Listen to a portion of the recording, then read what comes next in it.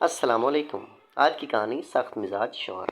سنو زرینہ، شادی سے پہلے یہ بتانا فرض عین سمجھتا ہوں کہ تم مجھ سے رن مریدی کی توقع کبھی نہیں کرنا۔ صبح سو کر اٹھوں تو کپڑے استری کیے تیار ملنے چاہیے، ناشتے میں انڈا پراٹھا پابندی سے ڈائننگ ٹیبل پر ہونا چاہیے، جوتے روزانہ پالش کی ہی پہنتا ہوں، شام آفس سے آؤں تو میرا کوٹ اپنے ہاتھوں سے اتارنا ہوگا، پھر میرے جوتے اتار کر مجھے لیمو پانی پلانا ہوگا، مجھے تازہ روٹی کھانے کی عادت ہے، کھانے میں مرچ کم کھاتا ہوں، اور ہاں، روزانہ سونے سے پہلے تمہیں سرسوں کے تیل سے میرے سر کی مالش بھی کرنی ہوگی، اور اگر تمہیں یہ سب کچھ قبول ہے تو میں شادی کے لیے تیار ہوں۔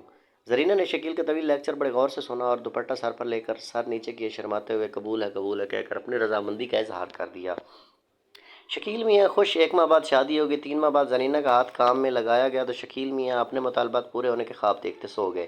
صبح اٹھ کر واش روم سے فریش ہو کر آئے تو دیکھا کہ کپڑے تو استری کیے رکھے ہیں لیکن پینٹ کا دایا پینچا جل کر استری کی نظر ہو چکا ہے۔ زرینہ، یہ کیا کر دیا تم نے؟ 3,000 کی پینٹ جلا دی۔ زرینہ جو کچن میں آٹا گوندھ رہی تھی دوڑتی ہوئی اور معصومیت سے کہنے لگی، سرتاج کیا کرتی، دودھ چولہے پر چڑھا تھا، دودھ بچانے گئی، اسے تو بچا لیا پر پینٹ دودھ پر قربان ہو گئی۔ آپ فکر نہ کریں، میں دوسری پینٹ استری کر دیتی ہوں۔ شکیل میاں بے بسی سے اپنی 3,000 کی پینٹ کو دیکھتے رہ گئے، خاموشی سے دوسری پینٹ نکال کر خود استری کرنے لگے۔ زرینہ کی کچن سے آواز آئی، سرتاج استری اسٹینڈ پر میرا سوٹ بھی پڑا ہے، آپ وہ بھی استری کر کے مجھ غریب کی دعائیں لے لیجئے، میں اتنے میں آپ کے لیے پراٹھے تیار کرتی ہوں۔ شکیل میاں جھنجھلائے تو بہت پر درگزر سے کام لیتے ہوئے زرینہ کی دعائیں لینے لگے۔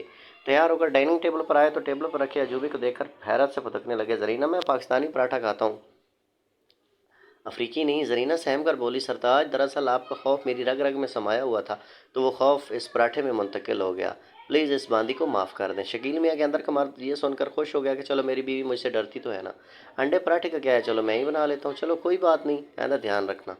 یہ کہہ کر شکیل میاں خود کچن میں جا کر آٹا گوندنے لگے۔ زرینہ ہاتھ دھو کر سامنے ادب سے کھڑی ہو گئی، سنیے علیجا، مجھ کنیز کے لیے بھی بنا دیں، آپ کی یہ کنیز احسان مند رہے گی۔ شکیل میاں اپنے آپ کو مغل اعظم تصور کرتے ہوئے اپنے اور زرینہ کے لیے پراٹھے بنانے لگے۔ ناشتہ کر کے فارغ ہوئے تو جوتے نکالا جسے دیکھ کر چیخ نکل گئی، زرینہ کم از کم پالش تو صحیح کر دیتی، براؤن شوز پر بلیک پالش کر کے جوتے پہننے لائق نہیں چھوڑے۔ یہ کہہ کر زرینہ کی طرف دیکھا تو اس کی ٹانگیں خوف سے کپ کپا رہی تھیں۔ شکیل میاں کی مردانہ نا کو پھر سے سکون ملا، پھر خود جوتے پالش کر کے پہنے اور آفس چلے گئے۔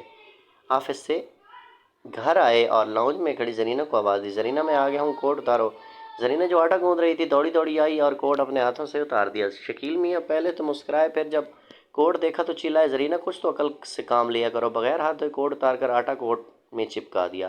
سرتاج مجھ کم عقل کی اتنی عقل کہاں، اب آپ ہیں نہ مجھے عقل سکھانے والے، پلیز معافی دے دیں۔ زرینہ کو یوں ہاتھ جوڑے دیکھ کر شکیل میاں کی مردانہ نا کو پھر سے سکون ملا اور تنبیہ کر کے فریش ہونے چلے گئے۔ 15 منٹ بعد آواز لگائی، زرینہ لیمو پانی لاؤ، سرتاج بھول گئی ابھی لائی۔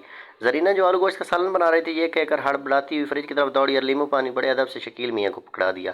زرینہ، یہ لیمو پانی میں پکوان کہاں سے آ گیا؟ شکیل میاں نے زرینہ کے ہاتھوں کو دیکھا تو سمجھ گئے کہ یہ پکوان لیمو پانی میں کیسے آیا۔ مزید ڈانٹنے کا ارادہ کیا تھا کہ زرینہ کی کپکپاہٹ دیکھ کر ان کے سینے میں ٹھنڈ پڑ گئی، ساتھ غصہ بھی ٹھنڈا ہو گیا، خود جا کر لیمو پانی بنانے لگے۔ زرینہ پیچھے کھڑی بولی، حضور آپ کا غصہ دیکھ کر مجھ کمزور کنیز کا دل کپکپانے لگا ہے، اس کی رفتار سلو ہو رہی ہے، پلیز ایک گلاس اپنی کنیز کے لیے بھی بنا دیں۔ شکیل میاں کے مردانہ نا آسمان کی بلندی پر پہنچ گئی، 2 گلاس لیمو پانی بنایا، ایک خود اور دوسرا زرینہ کو پلایا۔ رات 8 بجے کھانے کے لیے ڈائننگ ٹیبل پر آئے تو زرینہ نے ان کے سامنے گرم گرم روٹی سالن رکھ دی۔ شکیل میاں روٹی سالن دیکھ کر کرسی چھوڑ کر 6 فٹ پیچھے ہٹ گئے۔ زرینہ، یہ روٹی ہے یا کشمیر کا نقشہ، آدھا کچا آدھا پکا، اور یہ آلو گوشت کا سالن دیکھ کر کھانے کا نہیں بلکہ اس میں تیرنے کا دل کر رہا ہے۔ شکیل میاں کی دھاڑ سن کر زرینہ خوف سے کپکپانے لگی اور غش کھا کر وہیں کرسی پر لملیٹ ہو گئی۔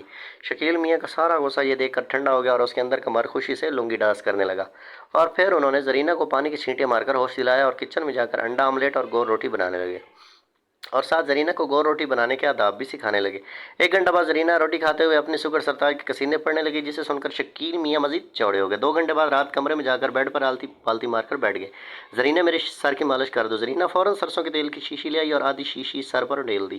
شکیل میاں کے چہرے پر کڑوا تیل بہتا ہوا چلا آیا تو چلائے، زرینہ میں نے مالش کرانی ہے، کڑوے تیل سے نہانا نہیں، جلدی سے ہاتھوں سے رگڑ دو، جو حکم میرے آگا، کہہ کر زرینہ پولے پولے ہاتھوں سے مالش کرنے لگی۔ شکیل میاں نے اس کے ہاتھ ہٹائے اور خود کسی ماہر مالشی کی طرح اپنی مالش کرنے لگے۔